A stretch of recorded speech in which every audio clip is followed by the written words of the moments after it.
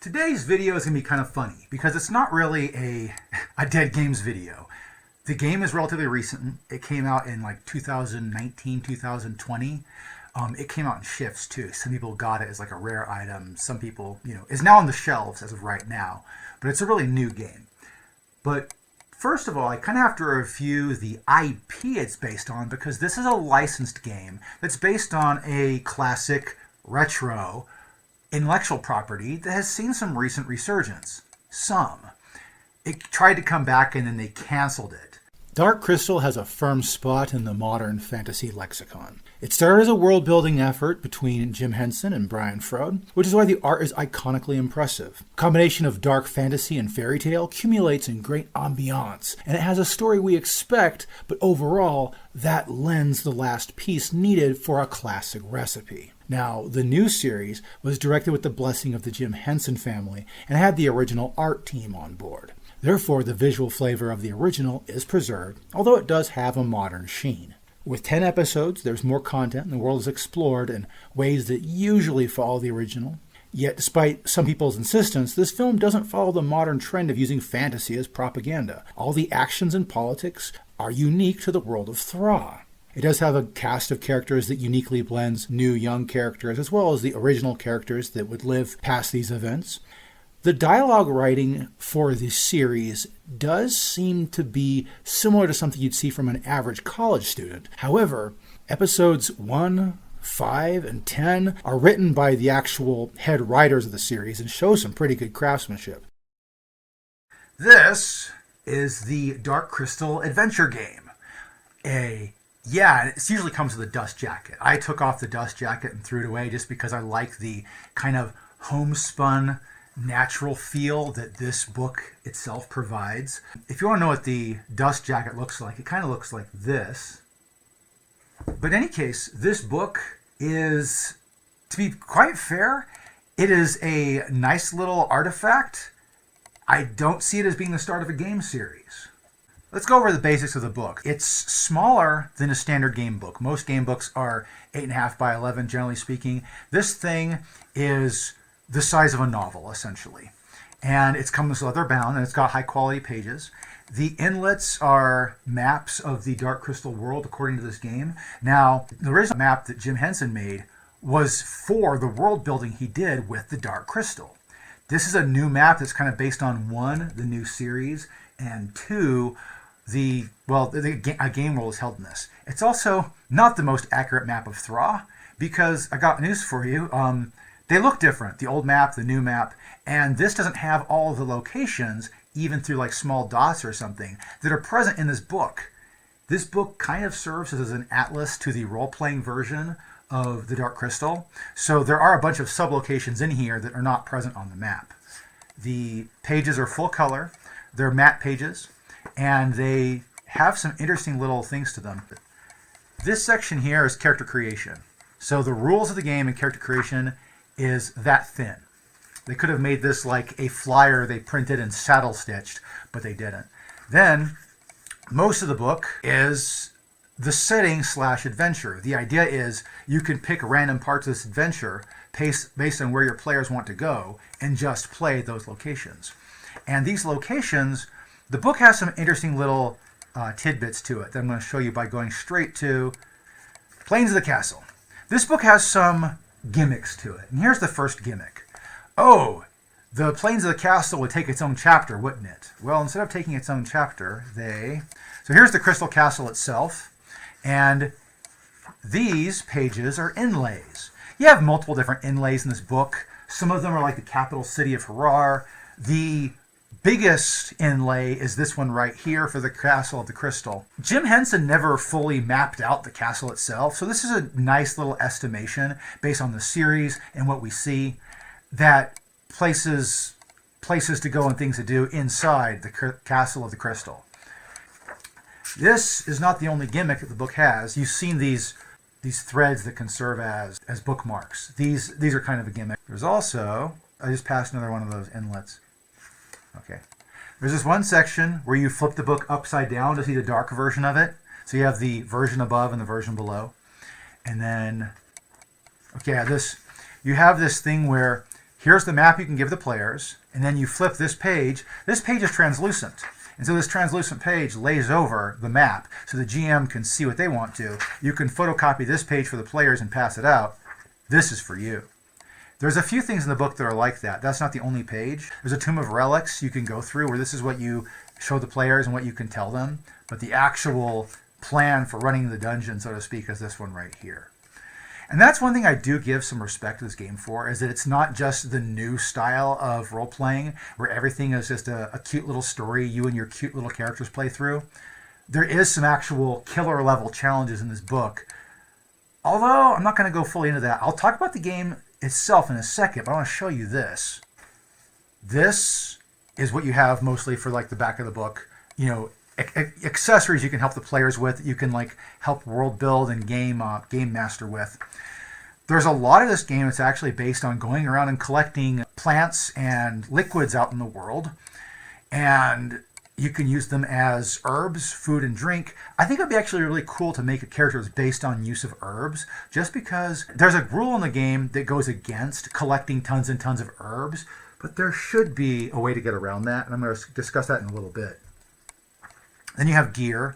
Now gear, since gear is on a separate page, if you count gear as separate from herbs, food, and drink, that makes things really cool. So that could be the way to go around things. 2.5 pages worth of gear. And then you have a simple gear thing where there's not even stats for it. It just tells you which attribute you use it with, and then you can even roll a D12 and see what random item you get. I would let players just pick 4 of these and say, those are your gear pieces, go to town.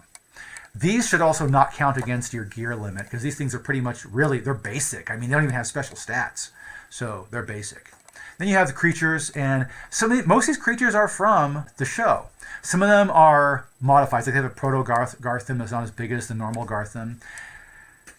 The most ridiculous one in the book is the Giga Garthim. I don't like this. This is what happens when you let nerds write a role-playing game. These guys did this literally. There's a simple 2-part combo to destroy this thing, but you'd have to like know the game inside and out to know how to kill this thing. This thing will kill entire parties. And they have a section on fighting the Garthim, special things Garthim can do. Otherwise, they just wipe people out because Garthim are just disgustingly powerful. Skeksis, yay. Skeksis have their own special stats in the book. I'll cover these separately. Their special rules may be modified in certain situations. Let me cover that in a bit. They have a gallery, which look, we just put little pictures from the series and the movie. But yeah, they just put a few color photographs at the end of the book just because they wanted to pad out the book. At the very end of the book, they actually put a little inlet you can put your own notes into if you really want to. Watch it. Maybe there's kind of glue on it, which is what I kind of expect. There's only a little bit of glue. But there's also this bookmark is pretty much the GM's quick play guide. Yes, the GM's quick play guide is small enough that it's literally a bookmark. So you could take this and use it in your games. Or you could pass it to the players and say, hey, figure this out.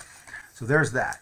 This book is actually pretty cool just as far as books go. So what about the Dark Crystal adventure game? I do have one small gripe about it, actually. But it's not a bad gripe. It's just one of those things that just happened. The character sheet, you can get it online, and there's a black and white version available at the River Horse website. However, this is the character sheet. It's a beautiful character sheet, and I think it's actually drawn by Brian Frode. It may have been drawn by someone who's impersonating his style, but it's freaking great. There's a problem with it, though. Notice how the artwork goes into the binding and spine of the book? Unless you want to buy a copy of this book, cut out the page, and then scan the page for copying and use of multiple characters, this character sheet is lost. If you want, I've tried scanning it. Here's me scanning it. Notice how the natural bend of the book, how you're trying to deal with it on a scanner, folds the rest of the art down into the crevice. You're never going to have a full copy of this character sheet. The art gets cut off at the demarcation line. You can't use it. You'll always have a sheet that ends here. It'll end right here and cut off that one margin because that's just how it goes. So about the game. The game actually has the most basic system ever. So the game kind of works like this. You are a Gelfling. Therefore, your creature dice is a D6. And then you will add a bonus to it if you are trained in a skill, if you are specialized in a skill, or rarely, if you are mastered in a skill, you'll add that to your D6. If you are wounded, you go down to a D4. If you're wounded again, you essentially get the roll on the wound table and you're out of the action. That's the nice thing about this game. You don't die immediately. There's a thing where it's like, yeah, something can happen. It's kind of, this is the entire game, really, is this. Now you can get a +1 from a special ability or a +1 from having friends help you, that kind of stuff. But it's pretty much D6 plus something, and you roll to try to beat a number or someone else's dice. Here's a scary idea. D6 plus, let's say +2 +1. You're specialized in violence, and your friend is backing you up. And you are fighting a Garthim, which is a D12 creature. Have fun with that. Your range is 4 to 9, right? This guy's range is 1 to 12. If he rolls like crap and you roll well, you'll be able to get hits on the guy. If the rolls are pretty average, I mean, honestly speaking, this guy can consistently roll somewhere in that range. And if you roll like crap and he rolls really well, you're taking damage enough to, you go down to a D4, all of a sudden your range is really crap. That brings it down to like, 4 to 7 range? Yeah, 4 to 7 range at the very most. Now, I do agree that the higher your dice modifiers go, their dice modifiers won't matter. Let us say you are a master of combat, D6 +3, and you have a special ability that gives you a +1, and you have a friend backing you up.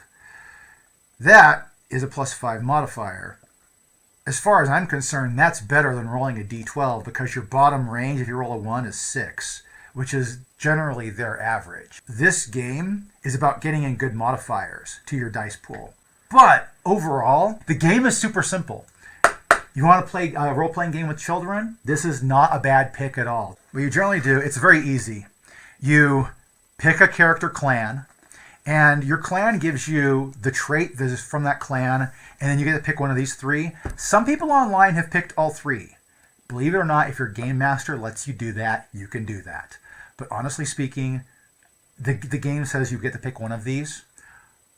I would actually like it if there was like a little section where you got to like pick additional traits that refine your character, but the game doesn't work like that. It's too simple. So you pick your clan.